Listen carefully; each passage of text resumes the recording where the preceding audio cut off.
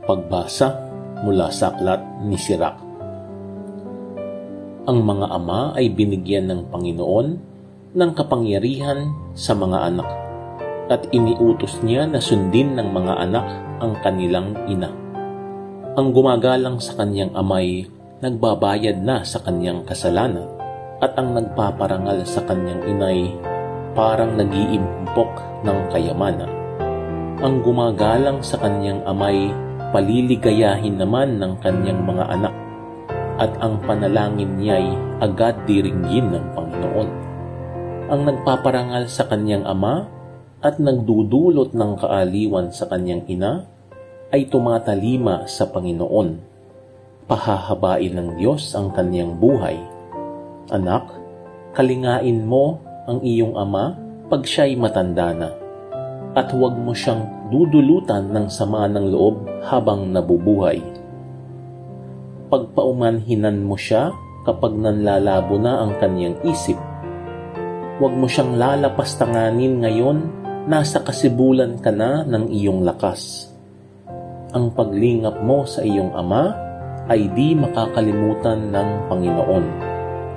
Iyan ay magiging kabayaran sa iyong mga kasalanan. Ang salita ng Diyos. Mapalad ang sumusunod na taong may takot sa Diyos. Mapalad ang bawat tao na sa Diyos ay may takot. Ang maalab na adhikay sumunod sa kaniyang utos. Hindi siya magkukulang sa anumang kailangan. Ang buhay ay maligaya't uunlad ang kaniyang buhay. Mapalad ang sumusunod na taong may takot sa Diyos. Sa tahanan, ang asawa'y parang ubas na mabunga, bagong tanim na olibo, sa may dulang ang anak niya.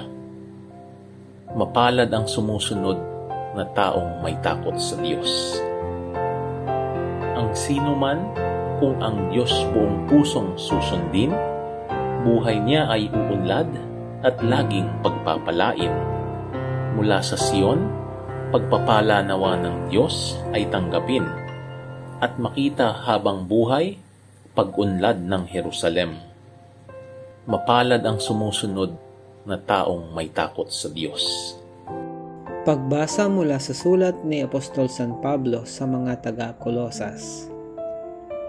Mga kapatid, kayo'y hinirang ng Diyos, itinalaga para sa Kanya at minamahal Niya. Kaya't dapat kayong maging mahabagin, maganda ang kalooban, mapagpakumbaba, mabait at matiisin. Magpaumanhin kayo at magpatawaran kung may hinanakit kayo sa isa't isa. Pinatawad kayo ng Panginoon, kaya't magpatawad din kayo. At higit sa lahat, mag-ibigan kayo pagkat ito ang buklod ng ganap na pagkakaisa, at paghariin ninyo sa inyong puso ang kapayapaang kaloob ni Kristo, sapagkat ito ang dahilan kaya kayo tinawag upang maging bahagi ng isang katawan. Magpasalamat kayong lagi. Ang mga salita ni Kristo ay itanim ninyong mabuti sa inyong isip.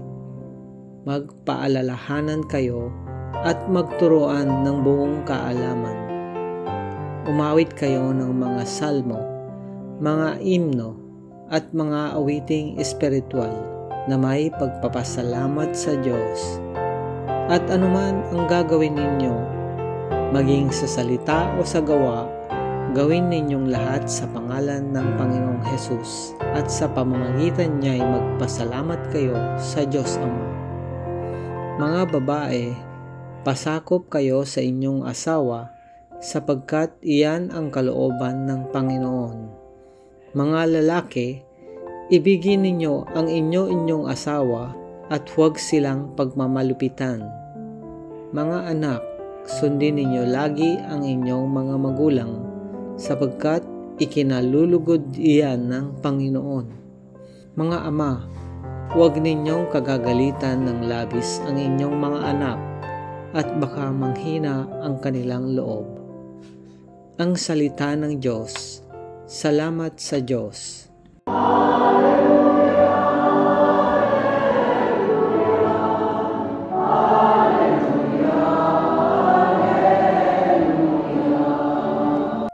Ang mabuting balita ng Panginoon ayon kay San Lucas.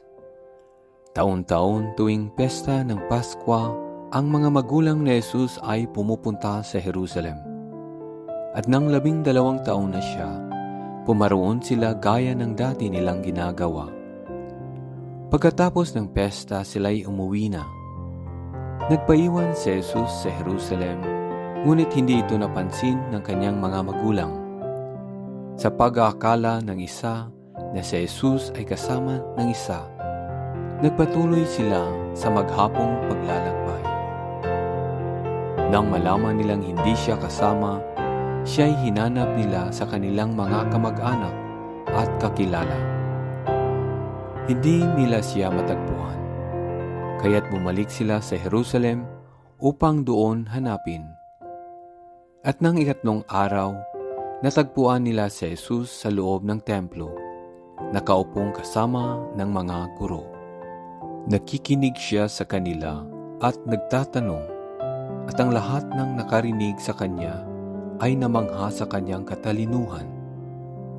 Nagtaka rin ang kanyang mga magulang nang siya'y makita. Sinabi ng kanyang ina, "Anak, bakit naman ganyan ang ginawa mo sa amin? Balisang-balisa na kami ng iyong ama sa paghahanap sa iyo."